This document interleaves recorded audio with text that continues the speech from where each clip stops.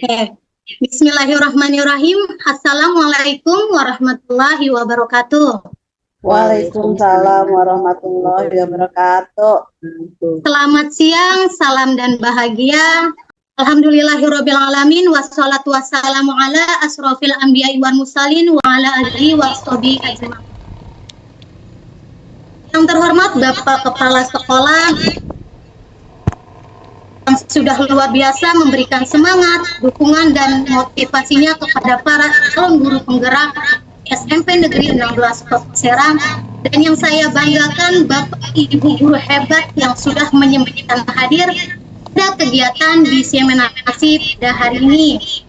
Semoga kesehatan dan keselamatan menyelimuti kita, agar ada ilmu bermanfaat yang bisa kita ambil hari ini. Amin, amin, amin ya rabbal alamin. Sebelum dimulai, mari kita ucapkan puji syukur kepada Allah Subhanahu wa Ta'ala karena telah memberikan kesehatan sehingga bisa mengikuti kegiatan diskusi hari ini. Sebelum dimulai, mari kita ucapkan puji syukur kepada Allah Subhanahu wa Ta'ala karena telah memberikan kesehatan sehingga bisa mengikuti kegiatan diskusi di siang hari ini. Salawat dan salam semoga tetap tercurahkan kepada Nabi Muhammad Sallallahu Alaihi Wasallam. Agar kegiatan diskusi ini dapat berjalan dengan baik dan lancar, mari kita bersama-sama berdoa terlebih dahulu dengan membaca surat Al-Fatihah. Berdoa dimulai. Bismillahirrahmanirrahim. Alhamdulillahirabbil alamin, arrahmanirrahim, maliki yaumiddin. Iyyaka na'budu wa iyyaka nasta'in. Ihdinas siratal mustaqim. Siratal ladzina an'amta 'alaihim ghairil maghdubi 'alaihim waladdallin. Amin. Saya Sufaiha selaku moderator akan menjadi pemandu diskusi hingga selesai. Tema yang akan kita bicarakan adalah diseminasi atau penyebaran pemahaman dan penerapan budaya positif yang nanti akan disampaikan oleh Bu Syifa Ayu Asmana SPD yang merupakan calon guru penggerak dari SMP Negeri 16 Kota Serang. Susunan kegiatan diskusi siang hari ini: 1. Pembukaan, 2. Pemaparan materi, 3. Sesi tanya jawab, dan yang terakhir penutup. Masuk ke kegiatan yang pertama, yaitu pembukaan. Cara diskusi ini akan dibuka oleh Bapak Kepala Sekolah. Ada Bapak Kepala Sekolah SMP Negeri 16 Kota Serang, Bapak Denny Sopari. Kami persilahkan. Ya, baik Bu, kedengaran nggak Bu? Dengar jelas Pak? Kedengaran jelas ya, ini masalahnya videonya nggak kayak ini. Baik, nggak apa-apa ya Bu ya, langsung ini aja ya. Udah kedengaran kan? Kedengaran Pak. Ya, baik, bismillahirrahmanirrahim. Assalamualaikum warahmatullahi wabarakatuh. Yang saya hormati rekan-rekan sejawat, guru-guru hebat SMP 16 Kota Serang yang telah mengikuti Zoom meeting ini. Dalam rangka kita coba menggali lebih dalam lagi budaya positif ya yang akan disampaikan oleh Bu Syifa. Artinya gini, materi ini sangat penting sekali karena ini merupakan salah satu ciri khas dari kurikulum Merdeka. Jadi tidak ada lagi istilah aturan, tidak ada lagi istilah reward punishment. Cuma yang ada kesepakatan bersama antara siswa dengan guru mengenai disiplin positif ini, dan mungkin nanti akan diuraikan lebih dalam lagi oleh Bu Syifa ya Bu ya. Itu saja, dan selamat mengikuti webinar ini. Mudah-mudahan bisa bermanfaat khususnya bagi diri kita masing-masing sebagai guru, umumnya untuk kemajuan pembelajaran dan peningkatan pembelajaran di SMP 16. Mungkin itu saja Bu yang bisa saya sampaikan. Selamat untuk berwebinar, mudah-mudahan mendapatkan yang baik. Sekian, terima kasih. Assalamualaikum warahmatullahi wabarakatuh. Waalaikumsalam warahmatullahi wabarakatuh. Terima kasih kepada Bapak Kepala Sekolah, yaitu Bapak Sopari MPD, yang sudah membuka kegiatan diseminasi pada hari ini. Beliau memang sangat luar biasa untuk kegiatan ini, benar-benar memberikan motivasi, dukungan, dan selalu support. Lanjut ke acara kedua, yaitu pemaparan materi yang akan disampaikan oleh narasumber, itu Ibu Syifa Ayu Asmana SPD. Persilakan. Baik, terima kasih Ibu Eha atas kesempatannya. Assalamualaikum warahmatullahi wabarakatuh.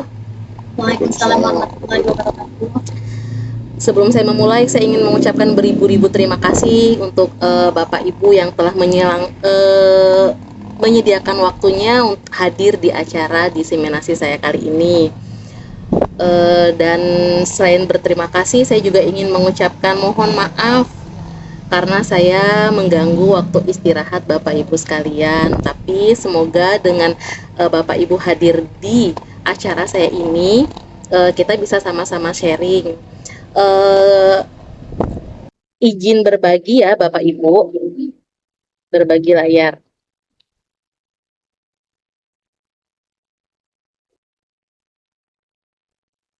Sudah terlihatkah Bapak Ibu? Bu, Sudah kelihatan. Sudah terlihat ya Bapak Ibu ya. di sini belum.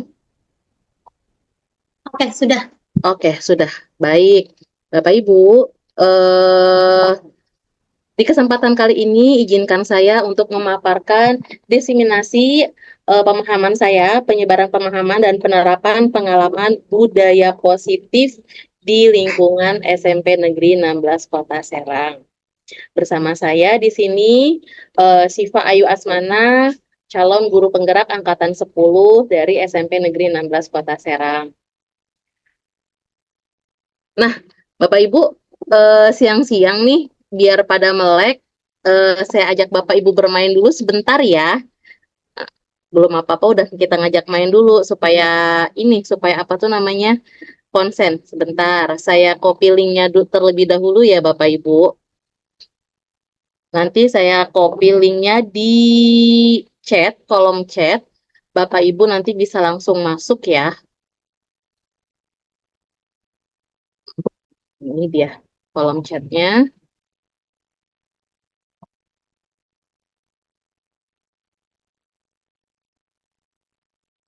Suara saya masih menggema nggak Bapak Ibu? Enggak, Bu, jelas. Udah jelas ya? Oke. Ini Bapak Ibu silahkan bisa masuk ke situ.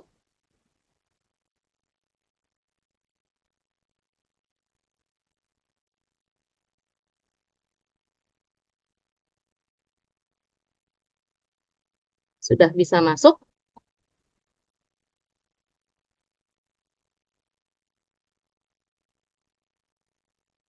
Udah bisa masuk belum?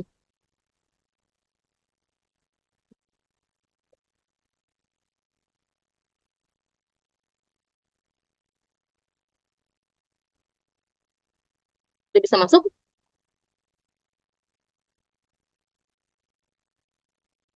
Di kolom chat ini, Linknya udah ada di chat. linknya udah ada, tapi udah ada yang bisa masuk ke situ. Kita mau main-main dulu sebentar. Belum ada ini penambahan orang.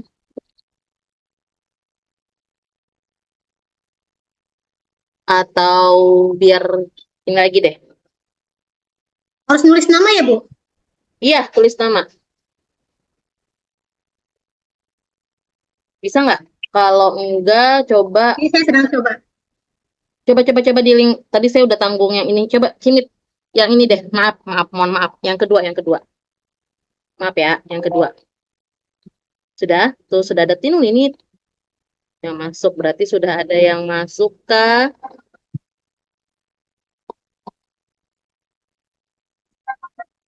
Sudah Bu, saya sudah bisa nih Bu. Oke, sudah bisa ya. Oke, izin berbagi lagi kalau begitu. Biar itu ngapain kita?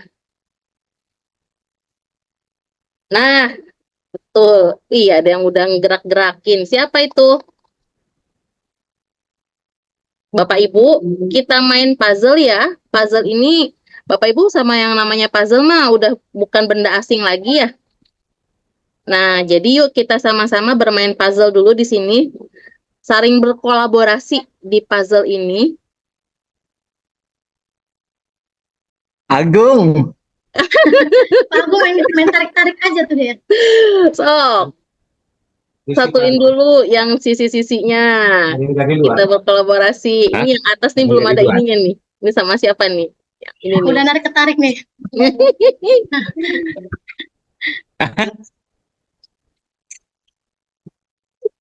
Nah, benar. Ini kayaknya ke sini. Nah, Bang Rohmat bukan itu? Pak Ustadz Suadi oh, memberikan Main tarik-tarik aja tuh dia. sok. Satuin dulu yang sisi-sisinya. Kita berkolaborasi. Ini yang atas nih belum ada ininya nih. Ini sama siapa nih? Yang ini nih. Udah narik ketarik nih.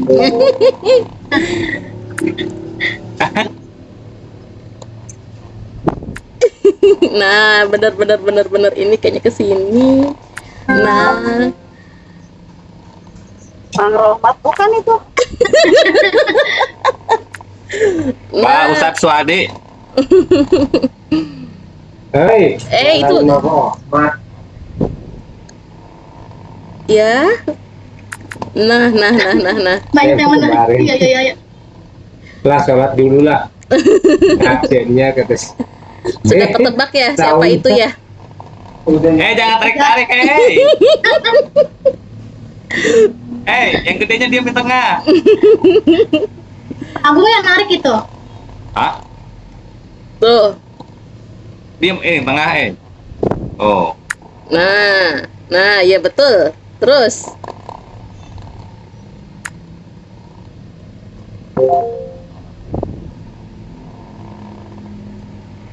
Kemana ya?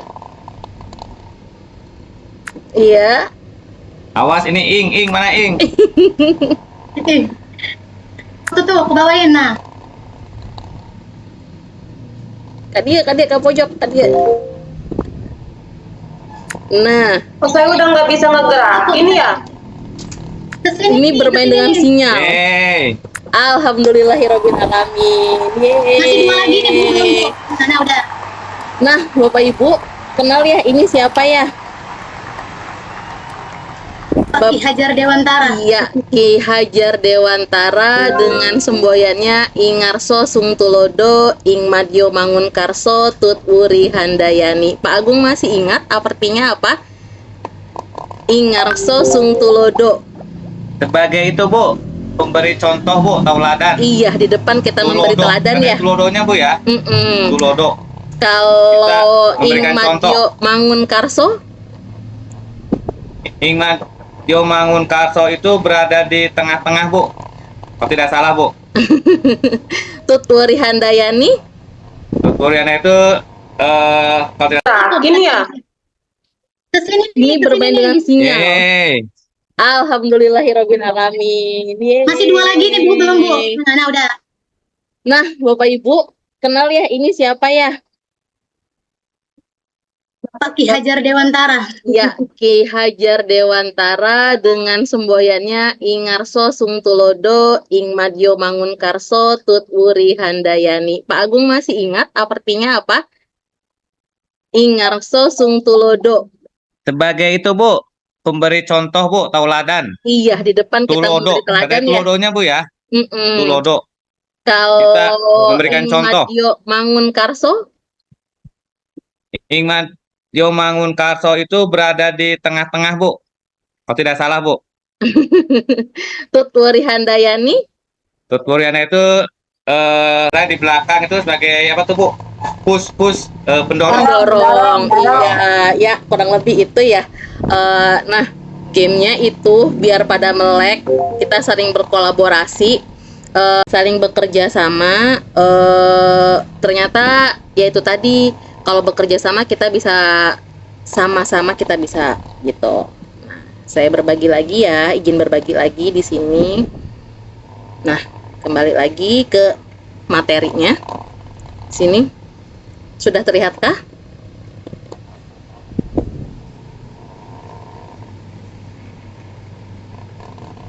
Sudah terlihat ya? Oke. Nah, tadi yang ini permainan yang tadi. Selanjutnya di sini gambar yang tadi itu merupakan tokoh pendidikan Indonesia, yaitu Ki Hajar Dewantara, di mana tujuan pendidikan menurut Ki Hajar Dewantara itu adalah mendidik dan mengajar adalah proses memanusiakan manusia sehingga harus memerdekakan manusia dan segala aspek kehidupan, baik secara fisik, mental, jasmani, dan rohani. Nah, Bapak Ibu, dalam menuntun anak, pendidik hendaknya melakukan pembaharuan yang terpadu dan selalu berpihak pada kepentingan anak, jangan meninggalkan kodrat keadaan, baik kodrat alam maupun kodrat zaman, dan mengutamakan budi pekerti. Maka dari sinilah peran guru dalam membentuk karakter murid agar terwujudnya budaya positif menurut Ki Hajar Dewantara. Budi pekerti atau watak atau karakter merupakan perpaduan gerak pikiran, perasaan dan kehendak atau kemauan sehingga menimbulkan tenaga. Budi pekerti juga dapat diartikan sebagai perpaduan antara cipta atau kognitif, karsa, afektif sehingga menciptakan karya atau psikomotor, di mana keluarga menjadi tempat yang utama dan paling baik melatih sosial dan karakter bagi seorang anak. Nah, dari sinilah bagaimana cara kita menumbuhkan budaya positif di sekolah, di lingkungan sekolah kita. Nah, sebelumnya saya paparkan terlebih dahulu budaya positif itu apa sih? Budaya positif merupakan perwujudan dari nilai-nilai atau keyakinan universal yang diterapkan di sekolah. Budaya positif dapat mendorong murid untuk mampu berpikir, bertindak, dan mencipta sebagai proses memerdekakan dirinya, sehingga murid mampu mandiri dan bertanggung jawab.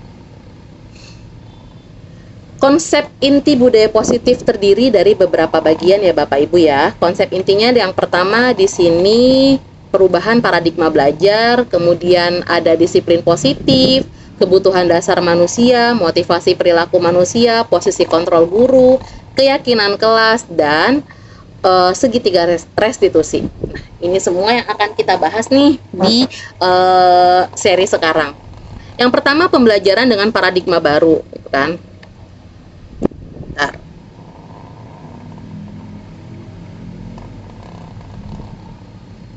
Nah, pembelajaran dengan paradigma baru merupakan pembelajaran yang dirancang berdasarkan prinsip pembelajaran berdiferensiasi. Mungkin Bapak Ibu sudah nggak asing lagi dengan istilah berdiferensiasi ya. Sehingga para peserta didik belajar sesuai dengan kebutuhannya, berdasarkan tahap perkembangan sesuai teori psikologi modern untuk mewujudkan profil pelajar Pancasila. Selanjutnya ada disiplin positif. Disiplin positif adalah pembiasaan-pembiasaan hal yang baik, mencakup sikap atau perilaku maupun tutur kata oleh seluruh warga di sekolah, terutama bagi murid, agar dapat berkembang menjadi pribadi yang kritis, mandiri, dan bertanggung jawab. Nah, sesuatu yang kebutuhan dasar selanjutnya ada kebutuhan dasar manusia. Nah, kebutuhan dasar manusia ini adalah sesuatu yang kita lakukan untuk mendapatkan apa yang kita inginkan, di mana kebutuhan dasar manusia ini ada 5 kebutuhan dasar manusia. Yang pertama ada bertahan hidup. Di sini kebutuhan dasar manusia bertahan hidup contohnya makanan, pakaian, tempat tinggal, keamanan, dan kesehatan. Kemudian kebutuhan dasar manusia yang lain ada kasih sayang dan rasa diterima. Rasa diterima, ingin diperdulikan, berbagi, kerjasama, dan menjadi bagian dalam kelompok. Nah, yang ketiga ada penguasaan. Contohnya ada harga diri, keinginan untuk dianggap memimpin, berprestasi, diakui, dan didengar. Lalu ada kebebasan. Kebebasan mandiri, memiliki pilihan, mencoba hal baru, dan mampu mengendalikan arah dirinya. Dan yang terakhir ada kesenangan, bermain, humor, antusias, dan tertawa. Yang jarang sekali Bapak Ibu kita ingat bahwa peserta didik kita, murid-murid kita, kan kita ngajar manusia ya, berarti mereka juga punya dong kebutuhan dasar ini gitu tuh kan. Kebutuhan dasar ingin dia bertahan hidup, rasa kasih sayang, penguasaan, kebebasan, kesenangan, dan itu tuh jarang sekali kita gali di murid-murid kita ini. Kadang kan kalau kita main masuk aja gitu tuh kan, nggak apa sih namanya, kalau kita masuk ke kelas kan tanpa kita menanyakan kabar, bagaimana kabar kalian, apa yang kalian rasakan hari ini gitu kan. Kita nggak tahu kalau dari awal tuh murid tuh mungkin dari rumahnya sudah ada yang bete, udah ada yang, sehingga sampai ke sekolah kan dia intinya gimana caranya kita itu sebagai guru tuh untuk memfokuskan itu gitu tuh kan. Kita harus melihat kebutuhan dasar si murid itu apa aja gitu ya. Terus selanjutnya ada motivasi perilaku manusia. Motivasi perilaku manusia di sini ada menghindari ketidaknyamanan atau hukuman gitu kan. Dia gini, Bapak Ibu masih menggunakan, kalau misalkan menggunakan hukuman ya Bapak Ibu ya, kadang kan terlihat seperti anak-anak itu seperti terdisiplin ya gitu tuh kan, kelihatannya kayak disiplin ya, padahal motivasi dia untuk melakukan itu enggak lah, takut saya mah daripada dihukum mendingan saya ini aja gitu. Jadi belum hadir dalam dirinya gitu tuh kan motivasi tersebut gitu. Ada juga di sini mendapatkan imbalan atau penghargaan dari orang lain gitu kan. Atau ada juga motivasi murid tuh, saya pengen dapat nilai 100, kalau saya ulangan dapat nilai 100 sama misi ntar dikasih coklat gitu kan. Nah berarti kan itu belum dari dasar diri dia sendiri motivasinya kan. Nah, atau bisa juga menjadi diri mereka yang diinginkan dengan menghargai diri sendiri sesuai nilai-nilai yang mereka yakini, yang mereka percayai gitu kan. Nah selama ini yang kita baru lihat di anak itu gitu kan, motivasi perilaku manusia itu dua tadi, menghindari ketidaknyamanan atau hukuman, atau mendapatkan imbalan atau penghargaan dari orang lain. Yang mana motivasi perilaku manusia yang seperti ini merupakan motivasi eksternal, berarti kan dorongannya bukan dari dalam diri dia sendiri kan. Misal datang ke sekolah jam 7, kalau nggak jam 7 nanti saya bakal di push up, nanti saya bakal lari ngelilingin lapangan. Lah daripada saya lari ngelilingin lapangan capek, udahlah saya cepat datang pagi aja. Nah, berarti kan dia menghindari hukuman, tidak nyamanan gitu kan. Berarti kan motifnya bukan dari dalam diri dia sendiri gitu. Atau lah saya mah kalau datang pagi sama si miss ini, sama di pelajaran ini mah nanti bakal dapat hadiah gitu kan. Berarti dia juga sama, motivasinya masih motivasi eksternal, mendapatkan imbalan atau penghargaan dari orang lain. Bagaimana caranya kita untuk yang ini tadi kan dia disebutnya dengan motivasi eksternal ya. Nah, bagaimana caranya untuk kita tuh mendorong anak itu menjadi diri mereka yang diinginkan sesuai dengan nilai-nilai yang mereka percayai gitu kan, menghargai diri dia sendiri sesuai dengan nilai-nilai yang mereka percayai gitu. Ini yang menjadi PR kita untuk menumbuhkan motivasi internal dari dalam muridnya sendiri gitu. Terus nah, motivasi perilaku manusia di sini kan jenisnya ada hukuman ya, yang tadi saya bilang. Hukuman itu dia sifatnya tidak terencana atau tiba-tiba gitu kan. Murid tidak tahu apa yang akan terjadi. Biasanya bersifat satu arah, berupa hukuman fisik atau hukuman psikis gitu kan. Kamu terlambat, misalkan karena kamu terlambat maka nanti ibu hukum lari keliling lapangan gitu kan. Itu kan berarti kan hukuman dia lebih fisik, secara fisik gitu ya. Terus konsekuensi, berupa konsekuensi. Nah, konsekuensi itu apa sih? Dia biasanya sifatnya terencana, disepakati atau sesuai peraturan. Murid tetap dibuat tidak nyaman, tetap aja konsekuensinya gitu tuh kan.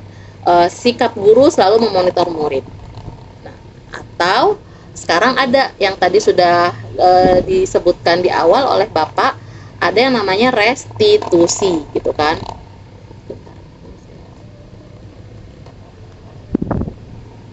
Bentar ya, pindahin ininya nih. Nah, restitusi itu apa sih? Restitusi itu proses menciptakan kondisi bagi murid untuk memperbaiki kesalahan. Proses kolaboratif yang mengajarkan murid mencari solusi sendiri. Jadi biar si murid itu mengenali salahnya di mana, gitu kan? Bagaimana mencari solusi dari kesalahan dia sendiri tanpa guru menjudge, kamu salahnya ini, kamu gini, udah lari kamu, gitu tuh kan? Atau kamu tahu kan peraturannya seperti apa? Itu kan berarti konsekuensi ya namanya. Nah, di sini ada apa ya namanya, tabel hukuman untuk menciptakan proses disiplin. Di sini kan kalau hukuman nanti dia kan akan tercipta identitas gagal gitu kan. Sementara kalau identitas sukses di sini konsekuensi kah atau restitusi gitu kan. Kalau hukuman di sini sesuatu yang menyakitkan harus terjadi. Bisa aja kan si anak tuh jadi sakit hati gitu kan. Karena biasanya kalau hukuman itu nanti akan ada lebih penjelasan lebih lanjut lagi di itu ya, di apa namanya, posisi kontrol guru ya. Nah, terus konsekuensi sesuatu harus terjadi. Karena kamu sudah melakukan itu, maka konsekuensinya seperti ini gitu kan. Sementara restitusi itu merupakan pilihan. Hukuman tidak nyaman untuk murid atau anak untuk jangka waktu yang panjang. Konsekuensi tidak nyaman untuk murid atau anak untuk jangka waktu yang pendek. Kalau hukuman kan bisa jadi aja kan melekat ya di anak-anak. Pernah nggak sih Bapak Ibu waktu masih kecilnya tuh dihukum sama guru? Saya ingat banget tahu waktu saya SD misalnya gitu kan, karena saya nulisnya nggak selesai, saya dihukum suruh keliling lapangan. Nah itu kan sampai kita umur dewasa kan masih inget ya. Jadi kan dia tercipta banget gitu tuh kan, panjang dalam jangka waktu yang panjang. Sementara kalau restitusi untuk menguatkan untuk murid atau anak dalam jangka waktu yang panjang, menyadarkan gitu kan, lebih tersadar. Lalu di sini murid atau anak akan tersakiti biasanya kalau hukuman. Sementara kalau konsekuensi tidak nyaman. Nah, kalau restitusi murid atau anak mendapatkan penguatan. Tuh. Nah, ini biasanya kata-kata yang sering terucapnya ya, gitu tuh kan. Kalau untuk hukuman, awas kamu ya, kalau dilakuin lagi ya, awas kamu. Ada kan yang seperti itu kan ya. Terus, kalau yang ini, kalau yang apa tadi, konsekuensi, lakukan apa yang saya katakan, gitu kan. Kalau yang restitusi, dia nggak ada kata-kata yang negatif, dia kata-katanya positif. Apakah hal ini yang sesungguhnya ingin kamu lakukan, gitu kan. Seperti itu. Sehingga kan kalau kita yang keluar dari mulut, yang keluar dari ucapan guru itu bukan kata-kata yang negatif, berarti kan muncul di dalam diri anak itu kan merasa dihargai oleh gurunya sendiri gitu tuh kan. Oh iya ya gitu. Nah, itu merasa dihargai balik lagi ke kebutuhan dasar si anak, ya kan? Kebutuhan dasar si anak itu ada apa tuh? Kasih sayang, ya kan, ingin dihargai gitu kan. Anak juga sama ingin dihargai gitu kan. Nah, kalau hukuman di sini, murid atau anak belajar menyembunyikan kesalahan, gitu kan. Kalau hukuman, saya mau bohong aja lah, biar aman, terhindar dari hukuman. Padahal dia melakukan itu, tapi dia akan banyak sekali beralasan, gitu kan. Jadi, kalau restitusi, murid atau anak itu kita tuntun, kita ajarkan bagaimana cara memecahkan masalah. Kita giring, seperti itu ya. Lalu, di sini yang terakhir juga kalau hukuman itu dia menyakiti guru, menyakitkan guru menjalani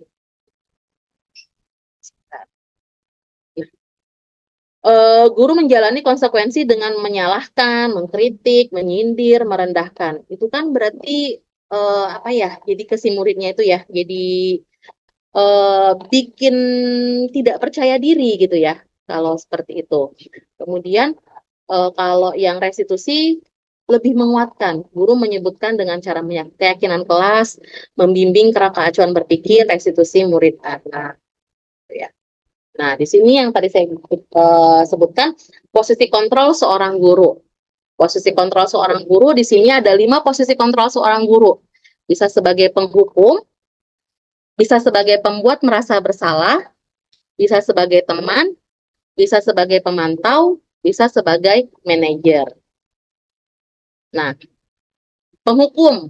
Biasanya kalau dia guru penghukum, seorang penghukum bisa menggunakan hukuman fisik maupun verbal. Orang-orang yang menjalankan posisi penghukum senantiasa mengatakan bahwa sekolah memerlukan sistem atau alat yang dapat lebih menekan murid-murid lebih dalam lagi. Ini kita sambil refleksi dalam diri kita sendiri ya. Saya juga sama merefleksi gitu kan. Guru-guru yang menerapkan posisi penghukum akan berkata, patuhi aturan saya, atau awas, atau kamu selalu aja salah, pasti selalu yang terakhir selesai, gitu kan. Nah, ada bicaranya tuh ada penekanan-penekanan gitu kan. Guru seperti ini senantiasa percaya hanya ada satu cara agar pembelajaran bisa berhasil, yaitu cara dia, gitu. Dan biasanya kalau penghukum dia nada suaranya tinggi, bisa dari bahasa tubuhnya, matanya melotot, gitu kan, jarinya nunjuk-nunjuk, menghardik, terlambat lagi kamu ya, emang dasar kamu tuh kebiasaan, kayak gitu kan. Terus, kapan kamu bisa datang tepat waktu, gitu. Si muridnya pun begitu melihat gurunya kayak gitu kan langsung down, gitu kan, langsung ya udah gitu tuh kan. Coba bayangin bagaimana perasaan murid bila guru berbicara seperti itu pada saat muridnya datang terlambat. Posisi kita deh, lagi kita jadi murid, digituin. Pasti kan, iya bu, bari nunduk gitu kan. Hasilnya apa? Kemungkinan murid marah dan mendendam atau lebih bersifat agresif. Bisa jadi setelah kembali duduk, murid tersebut akan mencoret-coret bukunya atau meja tulisnya. Bahkan lebih buruk lagi, sepulang sekolah, murid melihat motor atau mobil bapak ibu gurunya akan menggores kendaraan tersebut dengan paku. Karena suka ada kan, habis dimarahin, bu, si ini nggak ngerjain PR. Siapa yang nggak ngerjain PR? Siapa? Sini maju ke depan. Atau siapa yang bisa ngerjain ini? Itu saya dulu seperti itu. Begitu anaknya balik lagi ke bangkunya, anaknya uring-uringan, duk, duk, duk, duk jalan. Lah, yang ada gurunya juga makin emosi ngelihat anaknya begitu, ya kan? Nah, itu tipe guru penghukum. Kita lihat contohnya. Bisa kedengeran nggak ya? Kedengeran nggak Bapak Ibu? Nggak kedengeran ya? Nggak ada Bu suaranya. Oh, nggak ada suaranya ya? Nggak kedengeran. Nggak kedengeran ya? Oke, sebentar.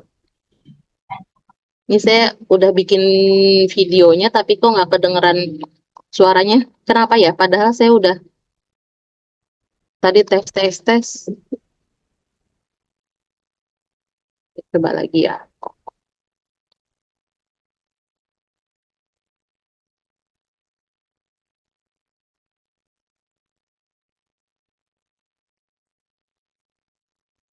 Dibantu, kedengeran nggak?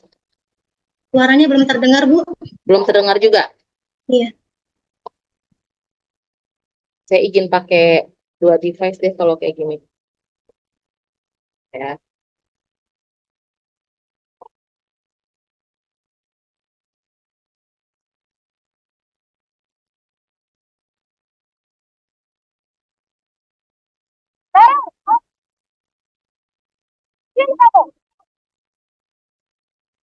Jelas nggak? Jelas, Bu. Udah ada suaranya. Jelas? Apa coba? Alasan kamu apa lagi? Malah sekali ya kamu jadi anak. Saya Malah apa sih kamu? Sudah berapa kali terlambat? Sana, kamu keliling lapangan basket 2 kali. kenapa saya harus keliling lapangan basket, Bu? Kenapa? Kamu mau ibu? Berani kamu sudah terlambat masih jauh pulang. Kakak, keliling lapangan basket 5 kali sekalian. Biar kapok. Cepat. Pergi sana ke lapangan basket.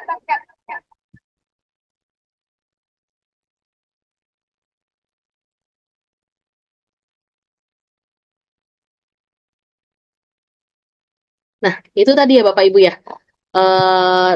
Tipe guru penghukum suaranya apa namanya? Nadanya seperti itu ya. Itu saya banget Bapak Ibu. Saya banget seperti itu. Ini suara saya sekarang kedengeran nggak? Terdengar, Bu, kalau suara. Nah, jadi suaranya membentak-bentak si anak gitu kan. Jadi seolah-olah dialah yang paling benar gitu. Ini next.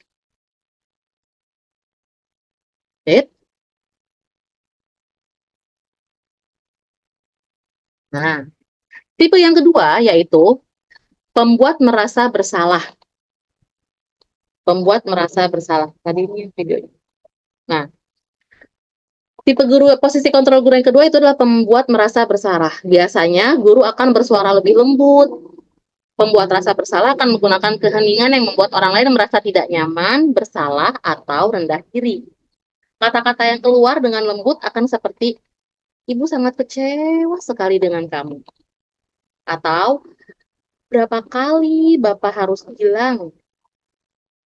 Gimana coba kalau orang tua kamu tahu kamu berbuat seperti ini? Di posisi ini, murid akan memiliki penilaian diri yang buruk tentang diri mereka sendiri. Murid merasa tidak berharga, tidak berguna, gitu kan, dan telah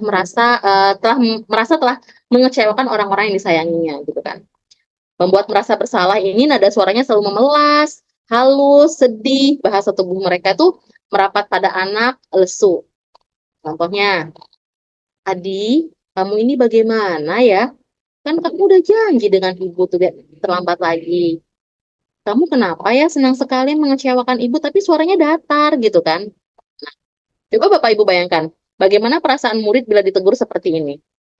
Ya kan? Serba salah ya gitu kan? Kalau tadi yang penghukum, si anak ketakutan, bisa jadi ya kan? Kalau tipe pembuat merasa bersalah ini bagaimana hasilnya? Murid akan merasa bersalah telah mengecewakan ibu atau bapak gurunya. Murid akan merasa menjadi orang yang gagal dan tidak sanggup membahagiakan orang lain. Kadangkala sikap seperti ini lebih berbahaya dari sikap penghukum. Karena emosi akan tertanam rapat di dalam. Murid menahan perasaan.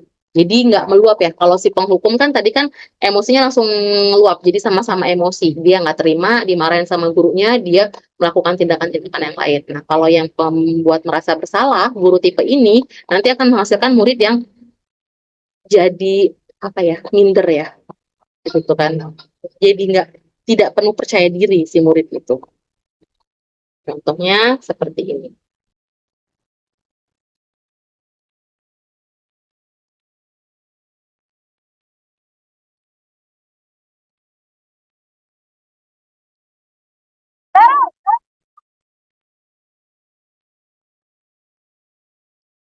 Selamat pagi, Bu.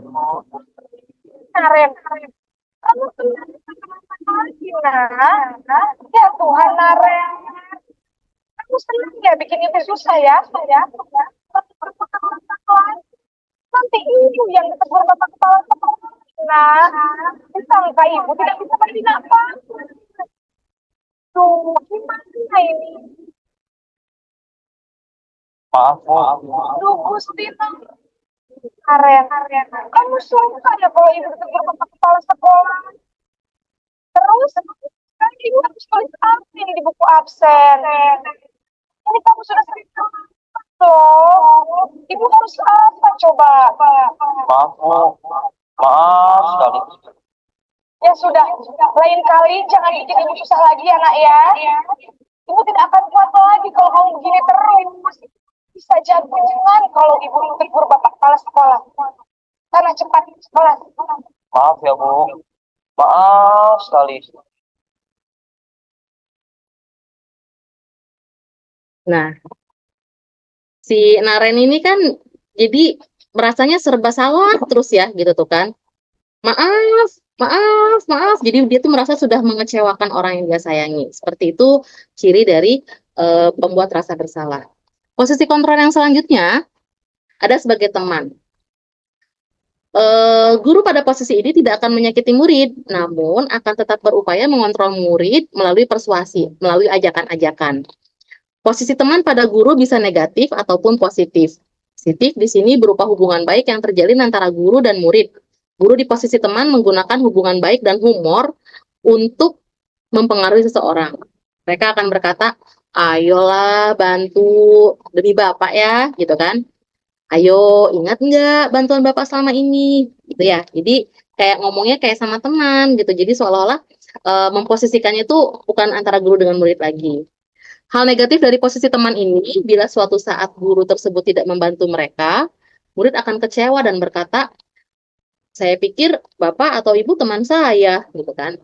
Murid merasa dikecewakan dan tidak mau lagi berusaha.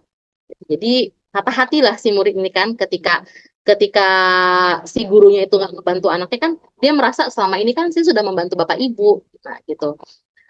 Hal yang mungkin timbul adalah murid hanya akan bertindak untuk guru tertentu dan tidak untuk guru lainnya. Murid akan bergantung pada guru tersebut.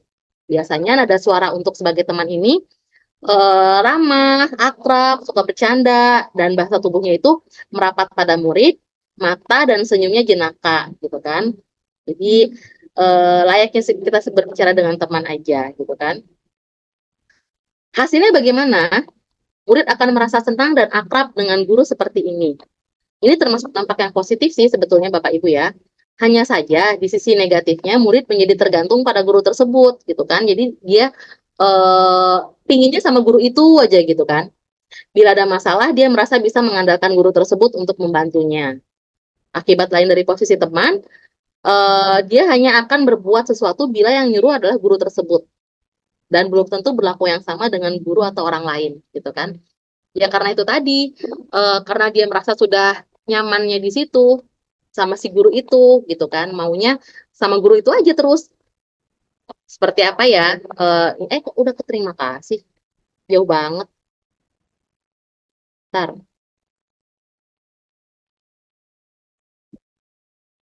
Penghukum.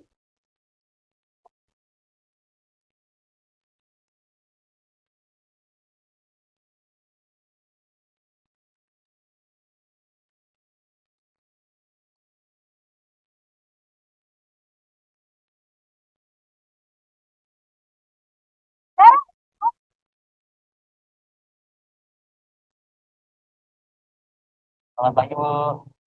Wah, sudah jam berapa ini, Nak? Terlambat lagi ya, sayang. Iya, Bu. Habis tunggu saya lupa bangunkan saya, Bu. Kamu malah menyalahkan ibu kamu. Kamu bukannya anak yang larinya paling kencang. Kok terlambat sih? Iya, Bu. Saya memang terlambat bangun tadi. Jadi, biarpun saya lari kencang, tetap gak kekejar, Bu. Ya sudah sana. Nanti lain kali larinya lebih kencang lagi ya. Biar gak terlambat lagi. Bikin seneng ibu. Demi ibu. Bisa kan? Bisa lah, Bu. Ya sudah sana masuk kelas. Ibu beresin urusan absen kamu. Kamu ini ada-ada saja.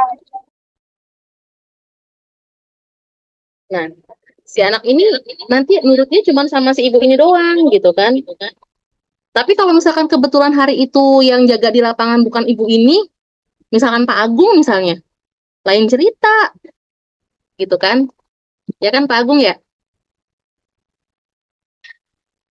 Oke. Iya, Bu.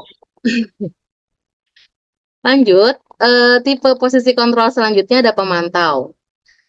Pemantau di sini berarti mengawasi ya.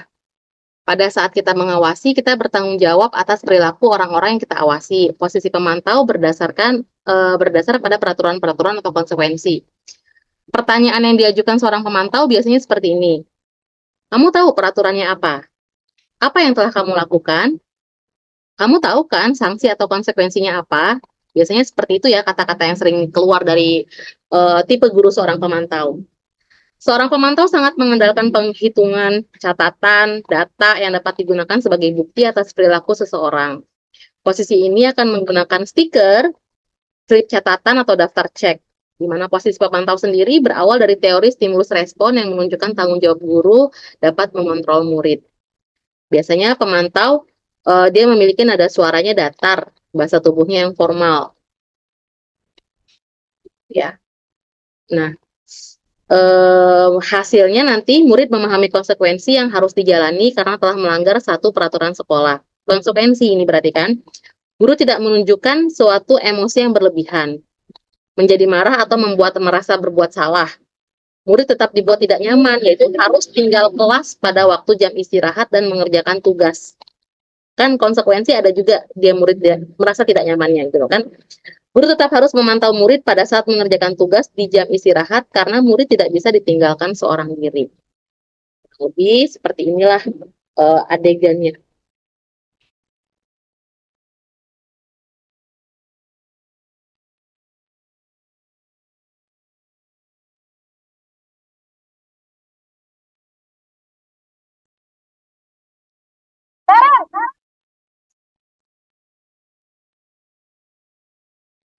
Selamat pagi, Bu.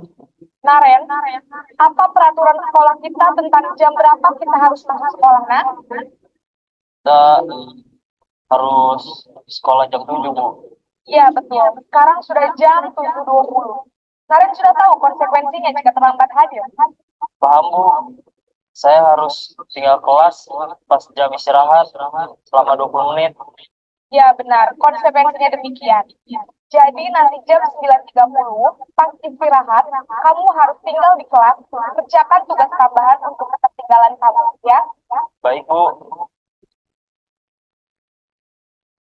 Nah, seperti itu untuk tipe guru pemantau. Yang terakhir, posisi kontrol sebagai manajer. Di sini guru berbuat sesuatu bersama dengan murid, mempersilahkan murid mempertanggungjawabkan perilakunya, mendukung murid agar dapat menemukan solusi atas permasalahannya sendiri. Murid diajak untuk menganalisis kebutuhan dirinya maupun kebutuhan orang lain. Di sini penekanan bukan pada kemampuan membuat konsekuensi, namun antara guru dan murid itu berkolaborasi, bekerja sama, bagaimana memperbaiki kesalahan yang ada. Seorang manajer akan berkata, apa yang kita yakini? Balik lagi ke keyakinan kelas gitu kan. Apakah kamu meyakininya? Jika kamu meyakininya, apakah kamu bersedia memperbaikinya? Jika kamu memperbaiki ini, hal ini menunjukkan apa tentang dirimu gitu kan? Apa rencana kamu untuk memperbaiki ini? Biasanya kalau manajer itu nada suaranya tulus, bahasa tubuhnya tidak kaku, mendekat ke murid. Tuh.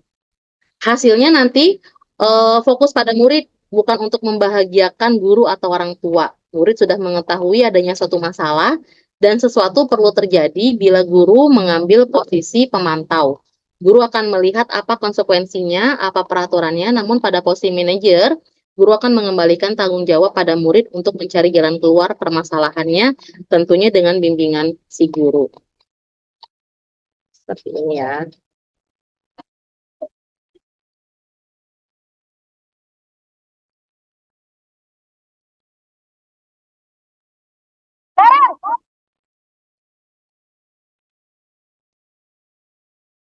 Selamat pagi, Bu.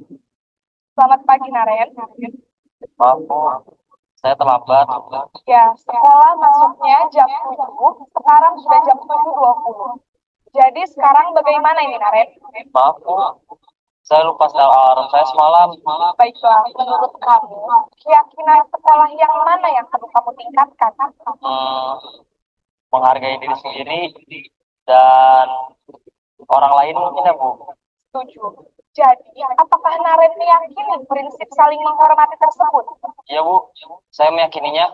Apakah Naren bersedia memperbaiki masalah keterlambatan ini? Bersedia, Bu. Bagaimana kamu akan perbaiki masalah keterlambatan ini?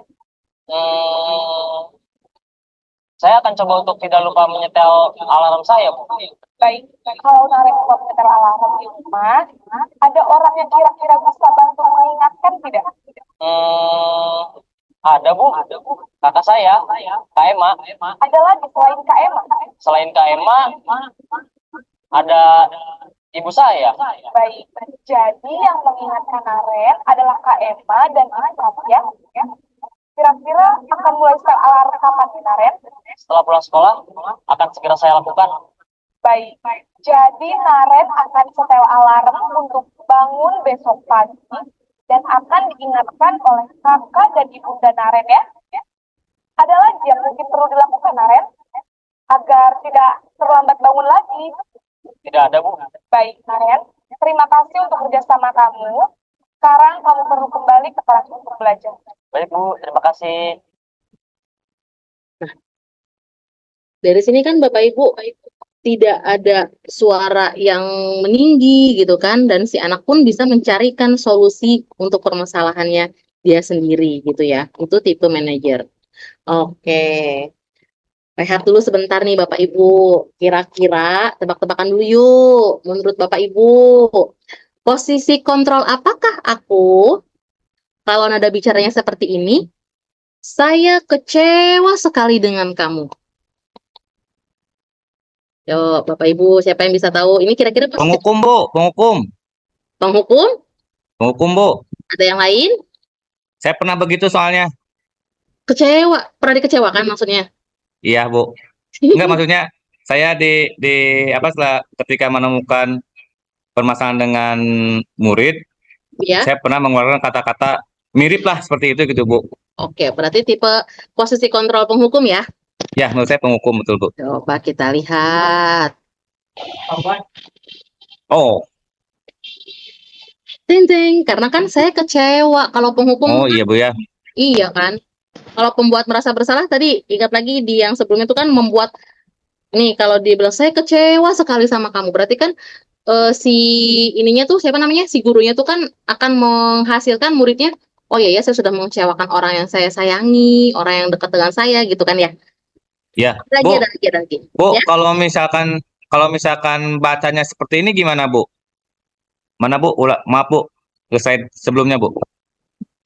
Nah, karena lihat tanda serunya Bu ya. Oh gitu. Saya Oh. kecewa sekali dengan kamu. Mama saya begitu Bu. Oh nadanya ya, Ya, karena tanda nadanya, serunya iya. banyak ya. Saya kecewa Ya. sekali dengan kamu gitu ya. Ya, sampai melotot gitu Bu ya. Oh iya, bisa jadi ya Pak ya. Tergantung bagaimana nadanya ya Pak ya. Nah, iya betul Bu. Kalau misalkan Bagaimana saya intonasi kecewa nadanya ya Pak ya. sekali Betul dengan betul. kamu, Iya, itu betul. mungkin bisa membuat merasa bersalah. Bisa. Ya, Jadi tapi kalau kalau misalkan nadanya saya kecewa sekali dengan kamu, nah, atau mungkin itu beda ya Bu ya. atau bisa juga dengan kayak gini. Pokoknya saya kecewa sama kamu gitu ya. Pokoknya Ya, ibu betul, Bu. kecewa sama kamu. Ya. Berarti Gitu. nada juga menentukan posisi ya Bu ya. Bisa. Bisa ya. Ya. Baik Bu. Nah. Lagi. Kamu tidak pernah benar melakukannya. Sekarang keliling lapangan 3 kali. Pak Oji nih biasanya yang kayak begini, Pak Oji.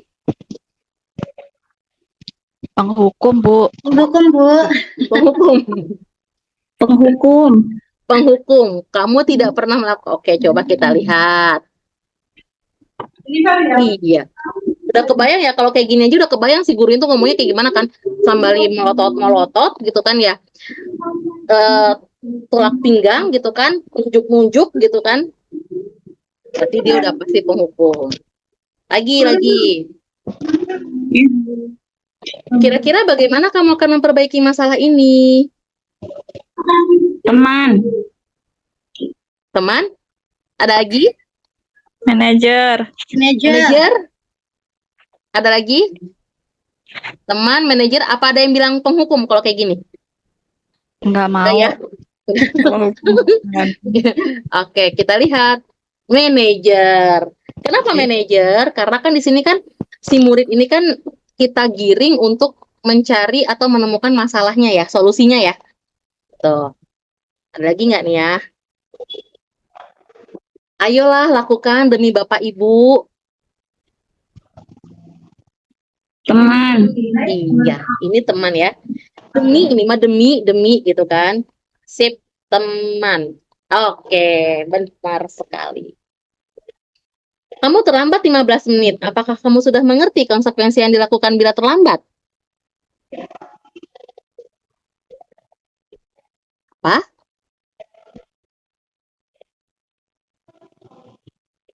Di situ ada kata-kata apakah kamu sudah mengerti konsekuensi yang dilakukan bila terlambat? Berarti kan kalau ngomongin konsekuensi berarti dia ke peraturan ya. Kalau ke peraturan berarti dia tipe posisi kontrolnya yang mana tuh? Nah, ini dia, pemantau. Oke. Nah,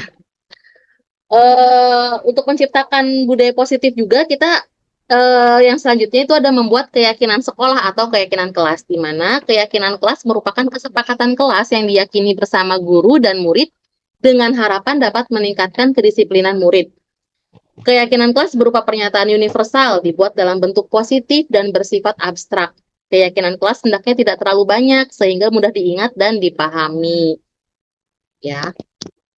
Nah, ini keyakinan kelas yang sudah saya buat di kelas saya, kelas 7H, disiplin, karena saya ini membuatnya saat itu ya, tahun ajaran baru, gitu kan, disiplin, rajin dalam kehadiran dan mengerjakan tugas, sopan, rapi dalam berpakaian dan penampilan, menjaga kebersihan diri dan lingkungan, gotong royong dan bekerja sama. Nah, di sini bagaimana sih cara pembentukan keyakinan sekolah atau keyakinan kelas? Pertama, keyakinan kelas ini bersifat lebih abstrak daripada peraturan yang lebih rinci dan konkret. Keyakinan kelas berupa pernyataan-pernyataan universal Pernyataan keyakinan kelas senantiasa dibuat dalam bentuk positif. Keyakinan kelas hendaknya tidak terlalu banyak sehingga mudah diingat dan dipahami oleh semua warga kelas. Keyakinan kelas sebaiknya sesuatu yang dapat diterapkan di lingkungan tersebut. Semua warga kelas hendaknya ikut berkontribusi dalam pembuatan keyakinan kelas lewat kegiatan curah pendapat. Caranya yang pertama, mempersilahkan warga sekolah atau murid di kelas untuk bercurah pendapat tentang peraturan yang perlu disepakati di sekolah atau di kelas. Lalu dicatat semua masukan-masukan para murid, ditempel di papan tulis atau di kertas besar yang ukuran poster gitu kan, di mana semua anggota kelasnya itu bisa melihat pendapat-pendapat murid gitu kan, maunya seperti apa. Terus kita bacakan satu persatu, susunlah keyakinan kelas sesuai prosedur. Pembentukan keyakinan sekolah kelas. Gantilah kalimat-kalimat dalam bentuk negatif menjadi positif. Misalnya, jangan berlari di kelas atau koridor. Berarti kan kalau jangan, dia kalimatnya negatif. Kita ganti aja. Jangan kata jangannya dihilangkan, tapi berjalanlah di kelas atau di koridor. Maknanya kan sama saja ya.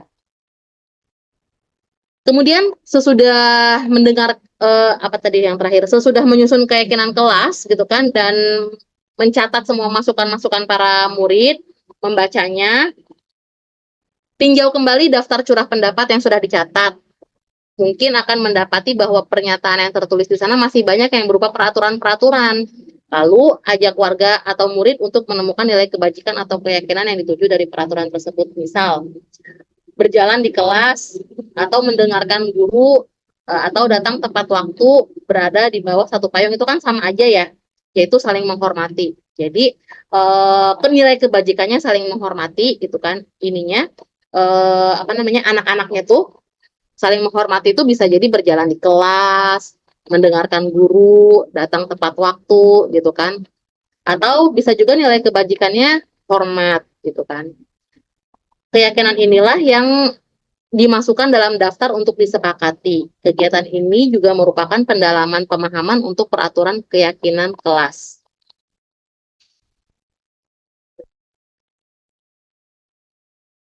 Nah, selanjutnya ada segitiga restitusi.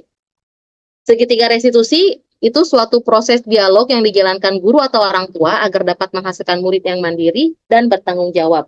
Segitiga restitusi membantu murid memiliki tujuan, disiplin positif, dan memperbaiki dirinya setelah berbuat salah. Restitusi bukan untuk menembus kesalahan, namun untuk belajar dari kesalahan.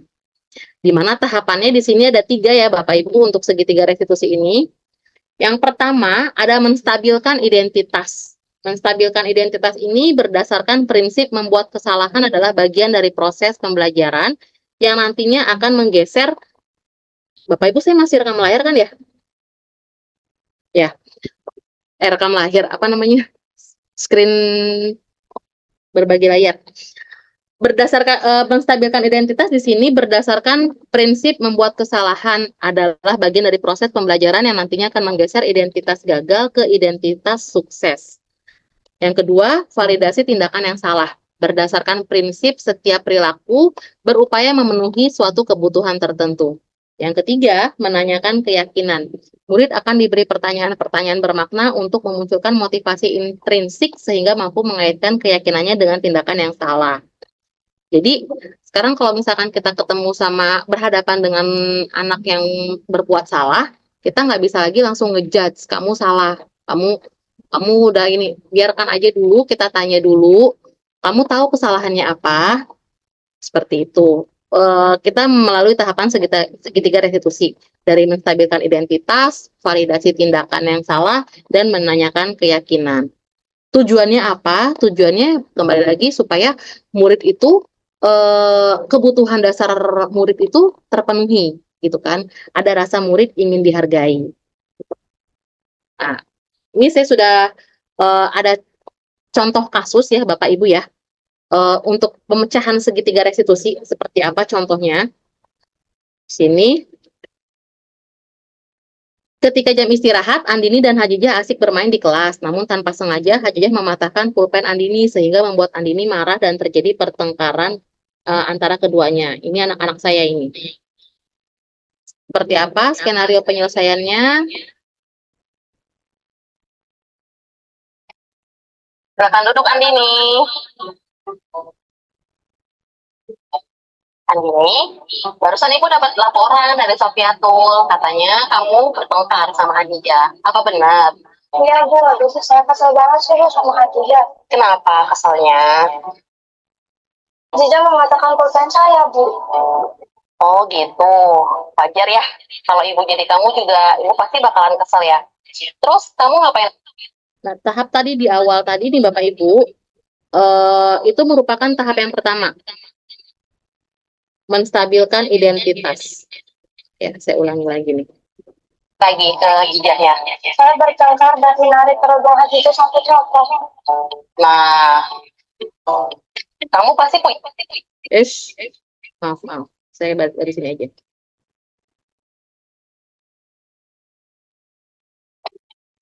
Silakan duduk Andini. Andini, barusan Ibu dapat laporan dari Sofiatul, katanya kamu bertengkar sama Hadijah. Apa benar? Nah, tahapan ini kita sebut dengan tahapan menstabilkan identitas. Jadi, seperti tadi di slide sebelumnya, apa sih menstabilkan identitas? Menstabilkan identitas itu berdasarkan prinsip membuat kesalahan adalah bagian dari proses pembelajaran yang nantinya akan menggeser identitas gagal ke identitas sukses. Jadi kita tanya dulu gitu kan, identitas gagal itu apa? Tadi ada di slide yang sebelumnya ya. Jadi jangan kita langsung judge kamu salah gini, tapi kita tanya dulu baik-baik seperti itu. Iya Bu, aduh saya kesel banget sih Bu sama Hadijah. Kenapa kesalnya? Hadijah mengatakan pulpen saya Bu. Oh gitu, wajar ya. Kalau Ibu jadi kamu juga, Ibu pasti bakalan kesel ya. Terus kamu ngapain lagi ke hijahnya? Saya bertengkar dan menarik kerudung Hadijah sampai copot. Nah, kamu pasti punya alasan kan kenapa kamu bertengkar dengan Jijah? Tuh Bu, saya kesel gak terima pulpen baru beli dari kantin dipatahin sama Hadijah dan Hadijah nggak minta maaf sama saya Bu. Kamu pasti tahu kan kenapa alasannya Hadijah melakukan seperti itu ya? Nah, ini tahapan validasi tindakan yang salah. Tadi validasi tindakan yang salah itu apa sih? Validasi tindakan yang salah itu kan berdasarkan prinsip setiap perilaku berupaya memenuhi suatu kebutuhan tertentu. Nah, jadi kan si anak ini keselnya kenapa? Karena ya itu tadi pulpennya dipatahin, tapi nggak ada minta maafnya gitu kan? Itu juga kan keinginan si anak tuh untuk ingin dihargai gitu kan ya? Itu kan kebutuhan. Nah, kebutuhan dasar manusia kan? Kita validasi tindakan yang salah. Memvalidasi tindakan yang salah. Ibu sangat menghargai tindakan kamu yang tidak berbuat lebih buruk dari itu. Mengukul misalnya. Nah, sekarang coba kita pikirkan bersama yuk. Tindakan Nara menarik kerudung sampai kerudung temannya copot, apakah sesuai dengan keyakinan kelas kita? Iya Bu. Menurut kamu keyakinan kelas apa yang telah kita sepakati? Saling menghormati kata-kata. Baik, benar. Menurut kamu saling menghormati antar teman itu penting nggak? Kalau begitu, keyakinan apa yang akan kamu lakukan saat kamu sedang marah? Saya harus lebih bersabar lagi. Jika kamu meyakininya, apakah kamu bersedia untuk memperbaiki masalah ini, Andini? Bersedia Bu. Apa yang akan kamu lakukan untuk memperbaiki masalah ini? Saya harus lebih bersabar dan menahan marah. Saya kalau ada teman yang bercandanya berlebihan, saya akan memberitahu kepada guru mata pelajaran atau wali kelas saya, Bu. Ya, tepat sekali tindakan Andini ya. Oke, tetap semangat ya Andini ya. Silakan kamu boleh kembali ke kelasnya ya. Baik Bu, terima kasih. Ya. Nah, seperti itu contoh penerapan segitiga restitusi. Atau ada contoh yang kedua juga, contoh kasus yang selanjutnya. Kasus yang kedua ini, Alam sering makan di waktu jam pelajaran berlangsung ketika guru menerangkan dan memberikan pembelajaran, terutama di jam pertama sehingga mengganggu konsentrasi ia dalam belajar. Nah, seperti apa penerapan segitiga restitusinya? Waalaikumsalam. Masuk. Silahkan duduk, Alam. Ya, Bu.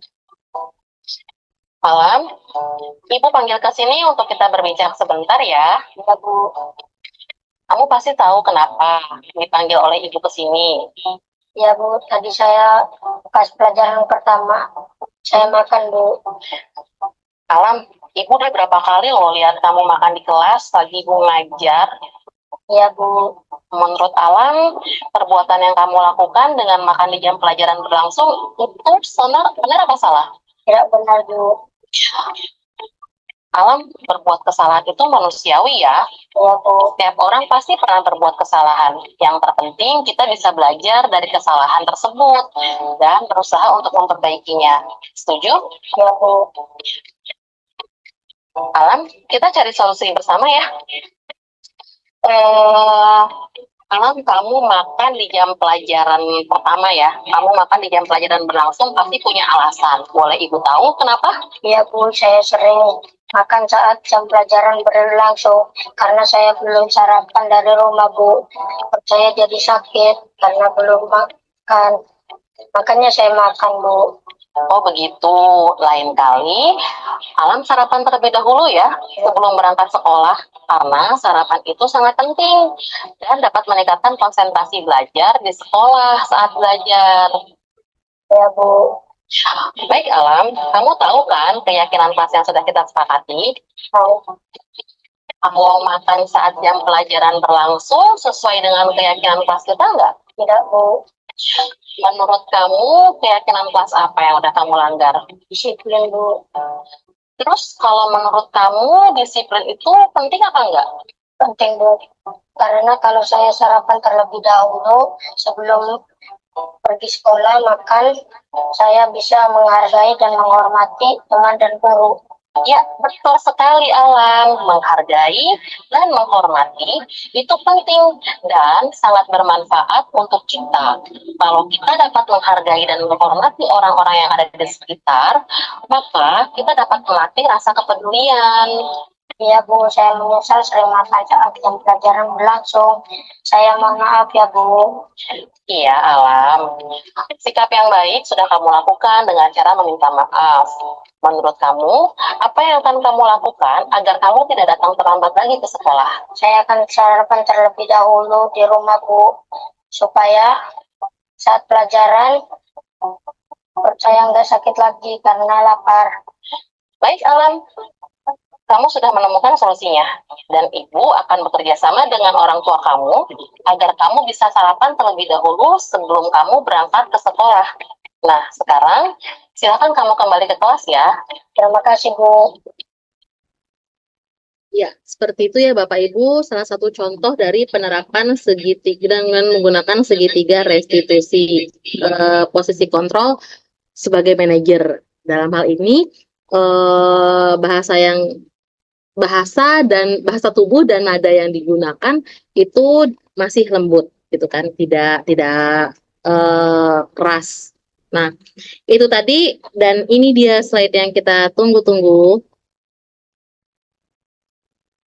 Terima kasih Bapak Ibu atas perhatiannya, menyimak pemaparan saya kali ini.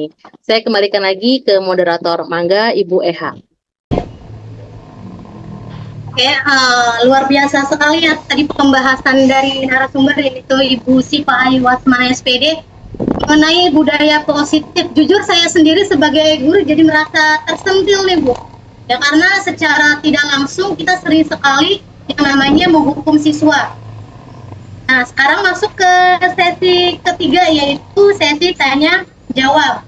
Coba saya pengen tanya dulu ke audiens peserta, mau tanya jawab dulu apa mau ice breaking dulu nih?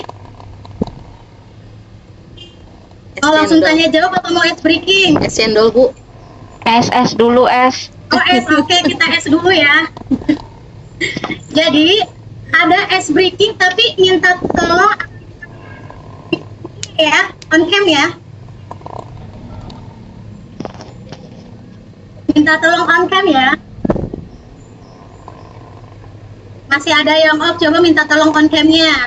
Bentar. Karena akan ada gerakan-gerakan nih, biar kita ada peregangan.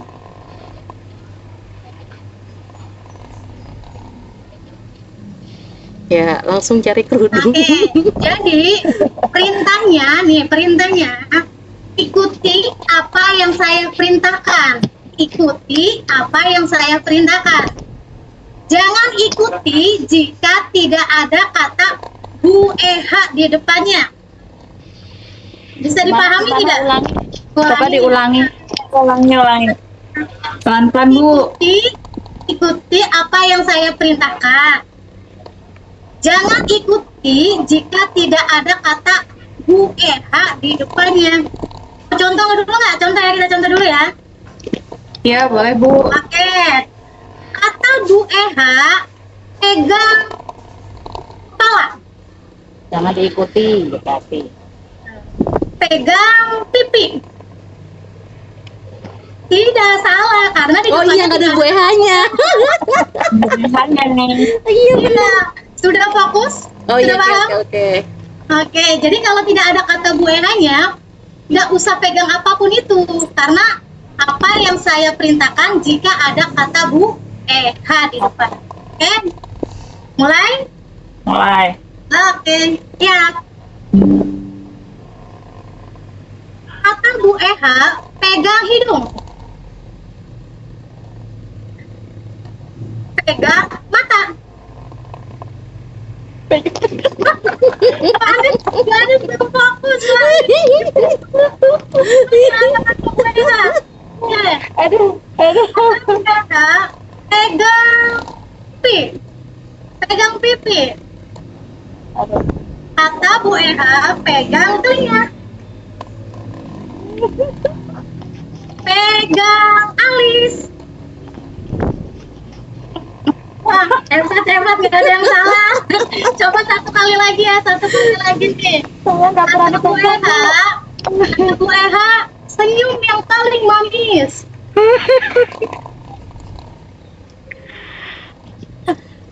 Kata Bu EH, pegang telinga. Kata Bu EH, pegang hidung. Pegang alis. Oke, luar biasa, berarti semuanya masih pada semangat. Oke, kita kasih tepuk dulu buat Bu Siva. Terima kasih Bu EH dan Udah ya, rekan-rekan. peregangannya cukup sebentar saja. Kita lanjut ke susunan acara ketiga, yaitu sesi tanya jawab. Kalau dari saya sendiri sih sebenarnya banyak pertanyaan nih Bu, apalagi kita sebagai guru pasti menemukan hal-hal tersebut, baik dari motivasi, 5 kebutuhan siswa, 5 posisi kontrol, itu pasti banyak banget, apalagi materinya cukup banyak. Kita belajar di CGP aja 2 minggu lebih. Kita tantangannya 1 jam lebih harus bisa menyampaikan ya, tapi luar biasa Bu Siva. Oke, sekarang sesi tanya jawab dibuka. Silakan Bapak Ibu guru hebat, jika ada yang ingin ditanyakan boleh lewat chat atau boleh langsung angkat tangan ya. Silakan.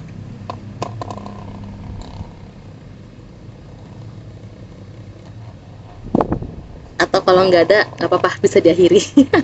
Harusnya Oh, sih Bu banyak. Unaya. Oke, ada Bu Unaya. Silakan Mangga. Bu Unaya. Ya, terima kasih Bu EH. Assalamualaikum warahmatullahi wabarakatuh. Waalaikumsalam. Izin bertanya Bu Siva, dari pemaparan Ibu, menurut pemahaman saya itu kan tindakan atau perilaku guru dari yang paling kasar sampai yang paling halus ya Bu ya.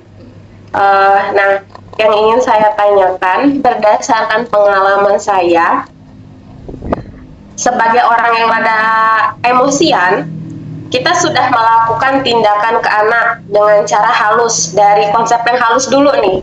Nah, kasusnya ini anaknya cuma untuk satu anak, udah diingetin dengan cara halus, terus diingetin berkali-kali dengan masih cara yang halus juga, tapi tindakannya atau pelakunya belum ada perubahan, sehingga memancing emosi atau memancing perilaku kita menjadi meningkat atau menjadi kasar. Nah, itu menurut Bu Siva, tindakan kita atau apa yang harus kita lakukan untuk menangani itu.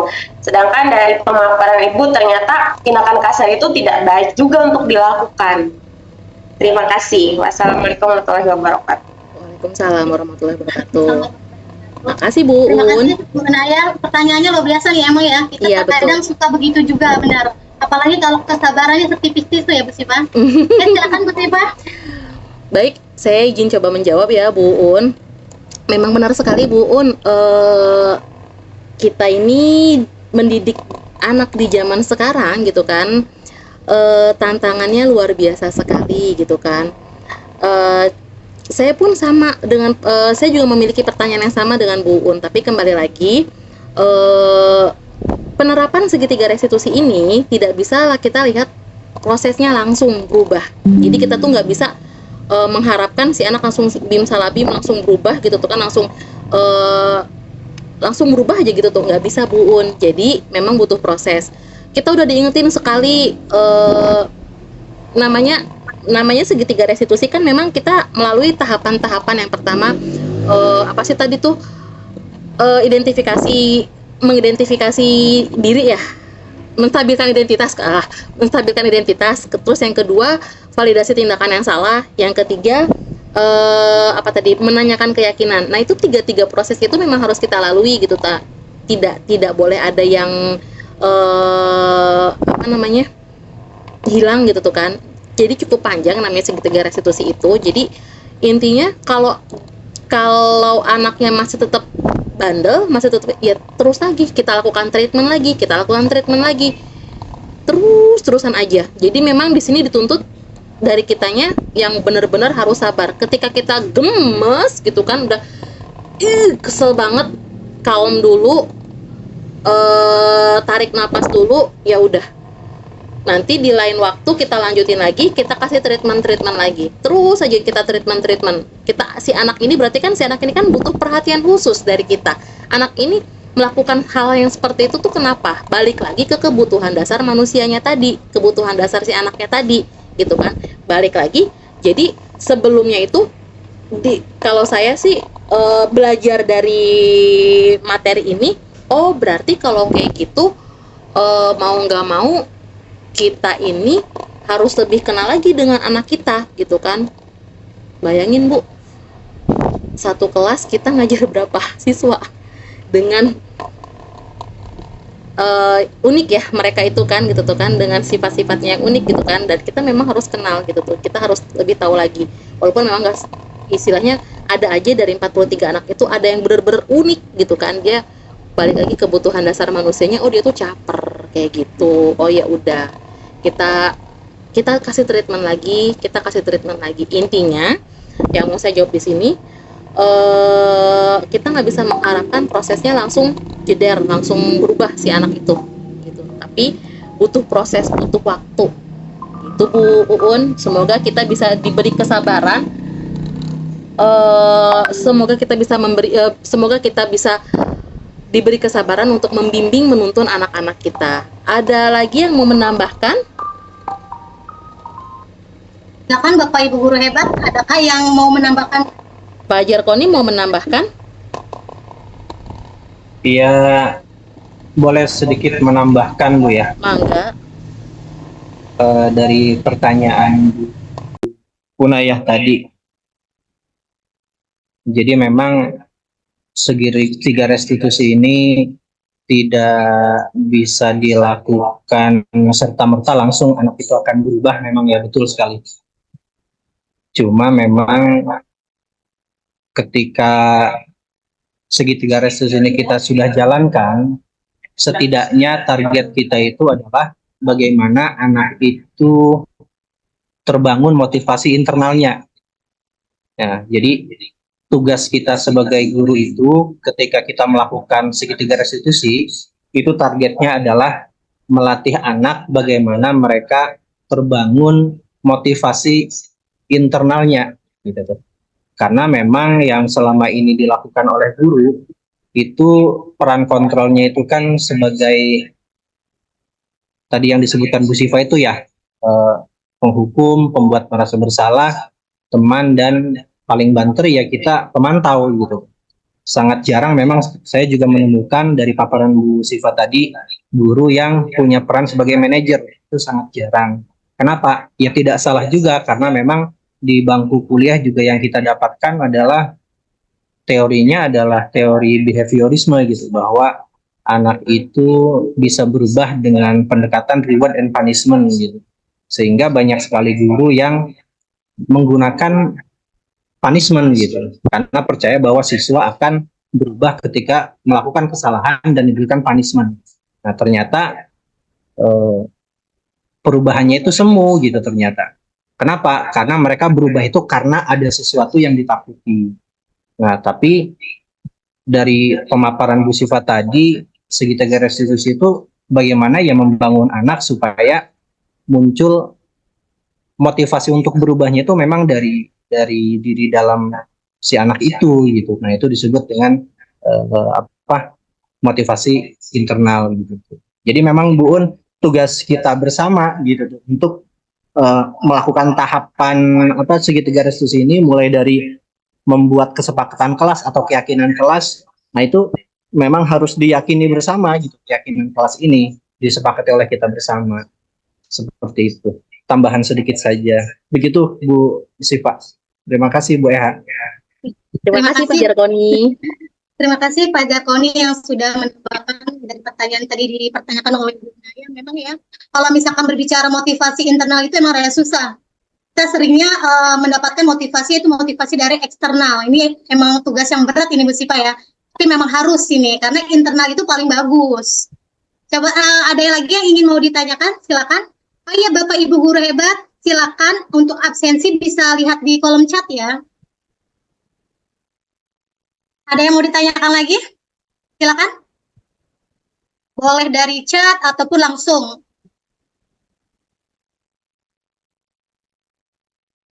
Wah, sepertinya tidak ada yang mau bertanya nih Bu Siva. Apakah saya boleh bertanya Bu Siva? Enggak. Oke, karena di sini tidak ada yang angkat tangan dan di chat pun tidak ada. Oke, saya akan bertanya Bu Siva ya. Tadi kan kita berbicara hukuman ya Bu. Hukuman. Nah, kalau misalkan ada hukuman pasti ada penghargaan. Nah, itu. Nah, penghargaan itu terkadang kita si penghargaan untuk anak sebagai bahan motivasi. Sebenarnya itu boleh tidak sih kita lakukan? Apakah penghargaan itu bagus? Ya. Awalnya saya suka kayak begitu Bu. Tujuan kita kan memberikan motivasi ya. Iya benar. Tapi ternyata itu tidak Bu. Penghargaan itu ada yang sifatnya bisa menghukum anak katanya. Sebentar, saya gimana ya? Bentar.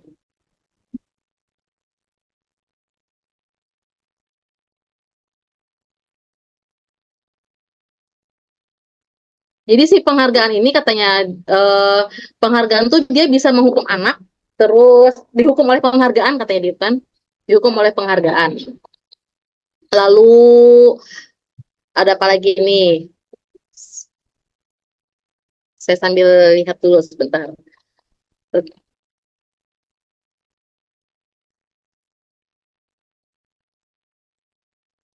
Jadi nggak selamanya kita memberikan penghargaan, memberikan pujian ke anak itu baik. Padahal tujuan kita tuh untuk memberikan motivasi ke anak ya. Tujuan kita tuh memberikan motivasi anak, tapi ada juga nanti si anak itu malah kenanya jadi apa ya namanya iri ya, muncul iri gitu. Nih, dihukum oleh penghargaan.